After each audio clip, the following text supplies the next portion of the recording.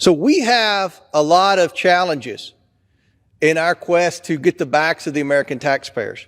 We want to identify waste. We want to identify fraud. We want to identify abuse. We want to try to hold people accountable for abuse and fraud.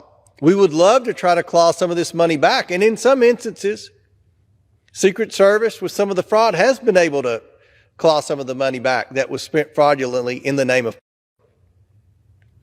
So all the money that was spent is going to be a priority for the House Oversight Committee. We're also going to have a huge interest in the debacle at the southern border, Mr. Speaker.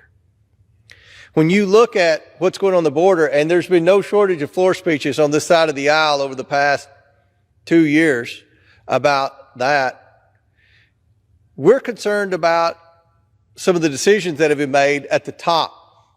We've been to the border, on the Republicans on the House Oversight Committee many times, have several members of the committee that represent border states. And we've heard from Border Patrol agents, and I will tell you, Mr. Speaker, what we've heard from Border Patrol agents is very concerning, especially about conversations they've had with Secretary Mayorkas. So in a recent trip to the southern border about a week or so ago, Leader McCarthy announced that investigating the potential wrongdoing at the southern border would be a priority in the next Congress, and that Mr. Jordan and Mr. Comer would oversee the investigation. So we are going to do that. We're going to do that on day one. When we look at other hearings that's been in the news, that I don't think it's any secret, and I will conclude with this one, Mr. Speaker. We talk about the Biden family influence peddling investigation.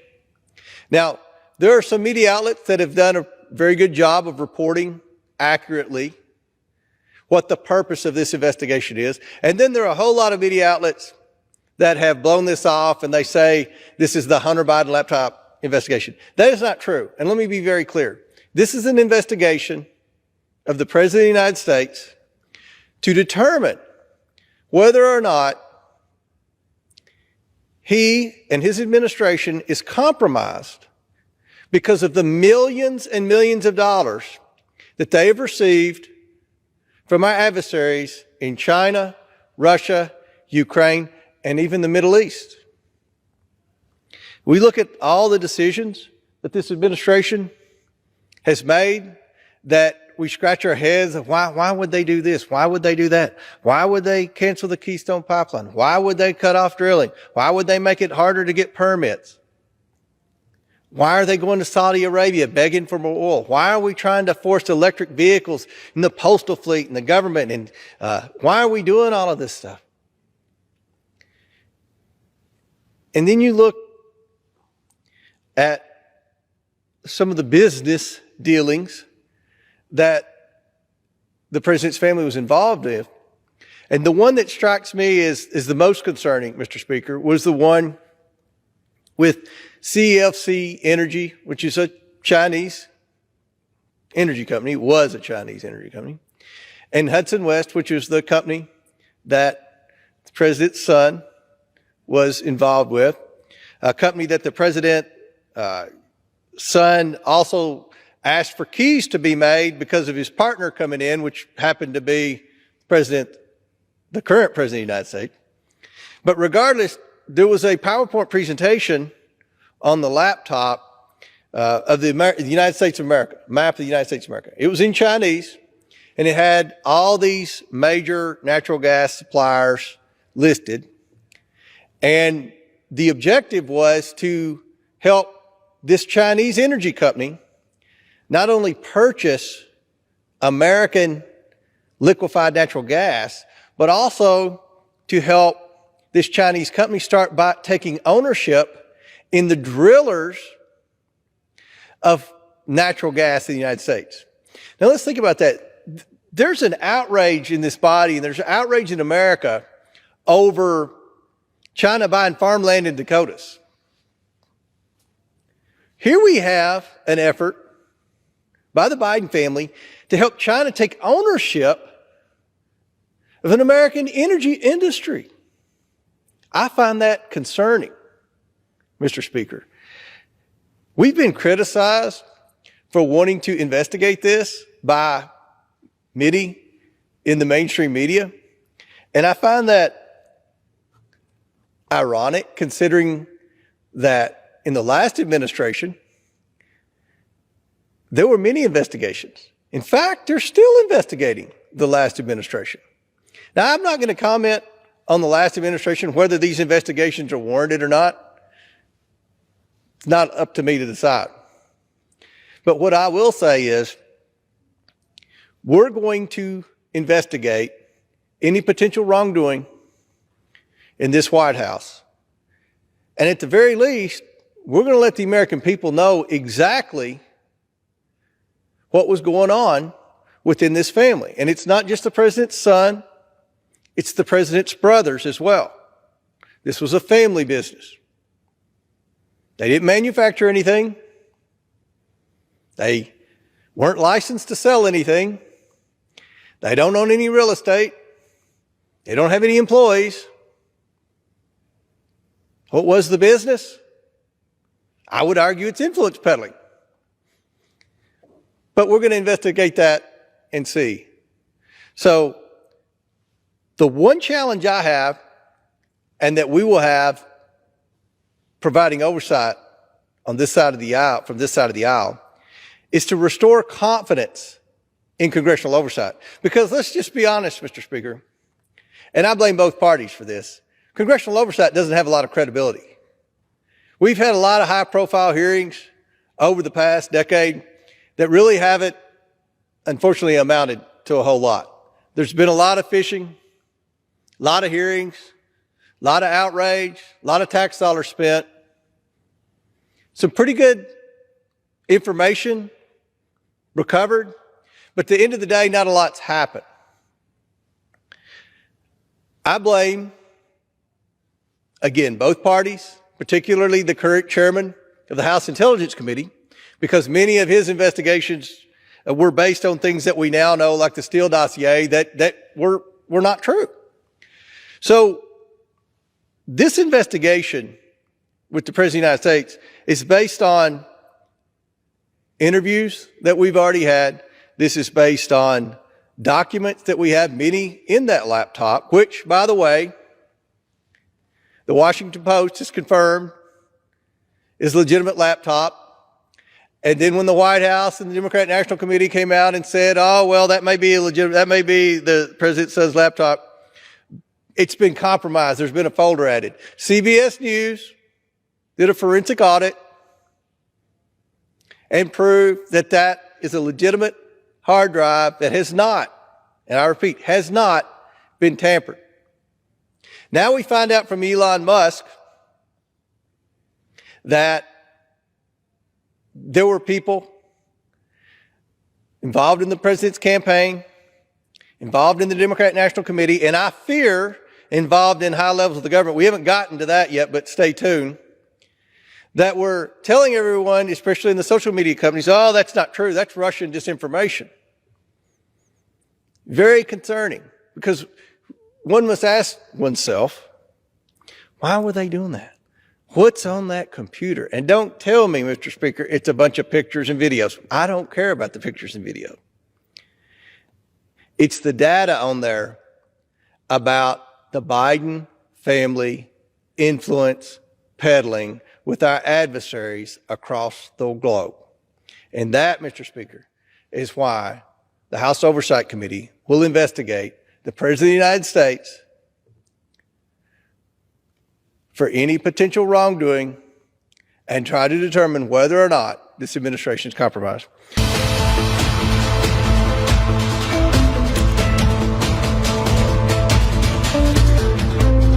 Excuse me. Today, we've seen some historic pledges to keep building on this incredible record. Almost 1.6 billion, I think I got it right, euros from France, 1.3 billion from Germany, $1 billion from Japan, $1.2 billion from Canada, 750 million euros from the European Commission, and significant increases in the private sector, Qatar, Republic of Korea, and from nations that themselves receive Global Fund grants like Malawi and Niger, also contributing.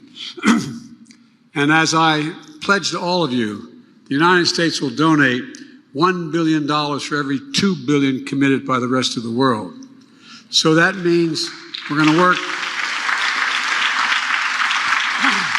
That means we're going to work with our partners in Congress to contribute another $6 billion to the Global Fund, bringing the overall global pledge as of today to $14 billion. With these incredible contributions, we succeeded through our mutual and continuing commitment to deliver one of the largest fundraisers in global health history. And these billions are expected to deliver a 31-fold return on investment. 31-fold return on investment.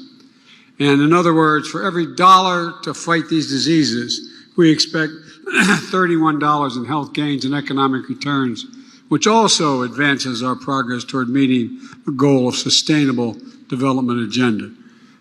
So let's challenge ourselves to keep going, do even more. It's an investment that will save another 20 million lives, reduce mortality from these diseases another 64% in the next 4 years. It will support frontline health workers, improve, and by the way, they deserve special thanks for what they've done, especially when it was much more dangerous than it is today. It will improve surveillance capabilities, build stronger, more resilient health supply chains, and increase innovations to reach those most in need. And it's going to help prevent and respond to gender-based violence and advance sexual and reproductive rights and health outcomes for people around the world. You know, as we work together, the United States will also continue to advance our leadership through our own health investments in PEPFAR, the President's Malaria Initiative, and efforts to fight TB. These investments, working in tandem and further amplifying the work of the Global Fund, have helped turn the HIV/AIDS around and develop the world's first vaccine for malaria. Here in the United States, where almost 1.2 million people are living with HIV, we're implementing our new national HIV/AIDS strategy to accelerate and strengthen our national response to the HIV epidemic. We're putting equity at the core of our efforts. We have to ensure that everyone, no matter who they are, who they love, where they come from, can access care and treatment they need, period. Folks, and that they're treated with the dignity they deserve. Everyone should be able to lead a healthy, productive, and fulfilling life. That's our goal. So thank you all for stepping up, especially in a challenging global economic environment. And I ask you to keep it going. Let's finish this fight together. Now is the moment to accelerate our efforts to reduce health inequities and to address barriers to access, including gender and human rights barriers, to build a more inclusive healthcare systems, to leave no one behind, to end AIDS, tuberculosis, and malaria for good. Let's demonstrate our collective power to take on challenges that matter most in people's lives and deliver progress. We have so much to do, so let's get to work. And thank you all for all you're doing. God bless you all.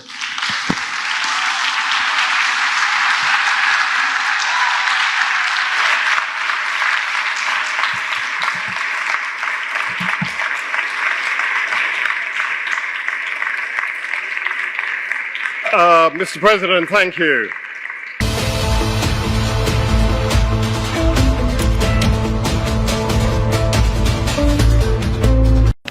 Last thing I got is Bette Midler. You know, I would say this, that her song, you know, that she sang in ever so well, Wind Beneath My Wings. At my dad's funeral, I selected that we sing that song because I felt like that Dad was always that. And I think of her, maybe up until yesterday or the day before, I think of her in a good way. But absolutely, with her criticism of West Virginia, which is so uncalled for, You know, I would very well say that Bette Midler may have never been to West Virginia before. You know, she's a New York Hollywood elite, that's for sure. She absolutely believes in things that are trying to take the very existence away from this country. You think about the propaganda to promote socialism throughout our country. And absolutely to step back because Joe Manchin is stepping up and doing what's right. That's just all there is to it. But Joe Manchin is just really representing West Virginia, is he not? I mean, it's tough to be a senator in West Virginia today and not hear the voice of the West Virginia people. And the West Virginia people are speaking very loudly. We stand wholeheartedly by our freedoms in West Virginia, but we stand wholeheartedly by the foundations of what this country was founded upon. We don't want our very existence stripped away and become average. Americans are not average. That's all there is to it. We dug in. We had grit. We just didn't sit on the porch and wait for things to just be divvied out equally amongst all of us across this country. The people that got dirty, the people that absolutely had grit in their life and everything, the people that strive to get ahead, that's the foundation of who we are. That's the very thing that made America the greatest nation on the planet and will continue to do so. But for Bette Midler to step back and say that West Virginia, and I want to get this, is poor, illiterate, and strung out. You know, now really and truly, and Bette, I hope you'll hear me loud and clear, because I'm a fair and I'm an honest person. Bette, it's cruel, and it's really, really unfair. You know, we've had a struggle, just like anybody's had a struggle. But just think about what we've done. In the last few years, we have now become the diamond in the rough that everybody's missed. We have the 4 most beautiful seasons on the planet. Absolutely, we have the very best people, and I would welcome you to come. I would welcome you to come and see these people. See these people that really care. People that love and appreciate others by what they do. You know, without any question, they're true craftsmen beyond belief. And through the last few years, all of a sudden, West Virginia has come to the forefront in item after item after item. We are producing surplus beyond surplus beyond surplus. Our pension funds are absolutely not underfunded. They're absolutely overfunded. Without any question whatsoever, in the best state of being that the state could possibly be, West Virginia, of all places, a state that is located within an area of this nation with an older population that has many, many chronic illnesses. A state that has gone through this pandemic and led the way in a lot of different things. But to say illiterate and poor and strung out is cruel and it's unnecessary. And I wish to goodness that you would make many, many open apologies for just doing that, because it's cruel. This state has become a leader, and this state produces the greatest people on the planet. A state that abounds in absolutely the most beauty beyond belief. And to absolutely sit back and try to throw mud at our U.S. Senator, Senator Manchin, and then throw mud at the people of the state of West Virginia is unacceptable. So that's all I've got.